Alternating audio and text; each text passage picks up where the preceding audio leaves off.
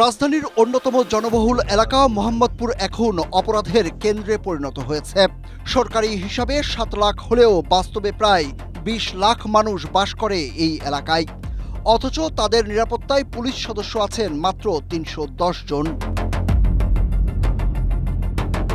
জাতিসংঘের মানদণ্ডে প্রতি লাখে ২২২ জন পুলিশ থাকার কথা থাকলেও মোহাম্মদপুরে আছেন মাত্র ১৬ জন। আবার ছুটি, আদালত আর প্রশাসনিক চাপের কারণে মাঠে টহল বা অপরাধ প্রতিরোধে কার্যকর জনবল পাওয়া যায় খুবই কম। জরুরি প্রয়োজনে ২০ মিনিটের মধ্যে ঘটনাস্থলে পৌঁছাতে ৫০টি টহল টিম দরকার হলেও বাস্তবে আছে মাত্র ১১টি।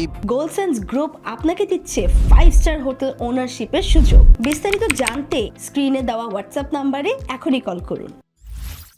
এই সুযোগে বসিলা, বেরিবাদ, ঢাকা উদ্যান, নূরজাহান রোড ও জেনেভা ক্যাম্প সহ চিহ্নিত ২০টি স্পটে প্রকাশ্যে ঘটছে রামদা, চাপাতি ঠেকিয়ে ছিনতাই ও কিশোর গ্যাংয়ের হামলা।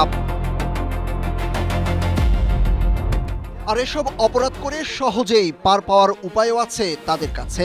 কারণ পাশেই তুরাগনদ থাকায় অপরাধ করে সহজেই পালিয়ে যায় দুষ্কৃতিকারীরা।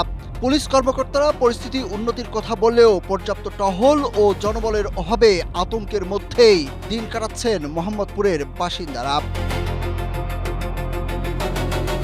Suraj Ahmed, Asia post.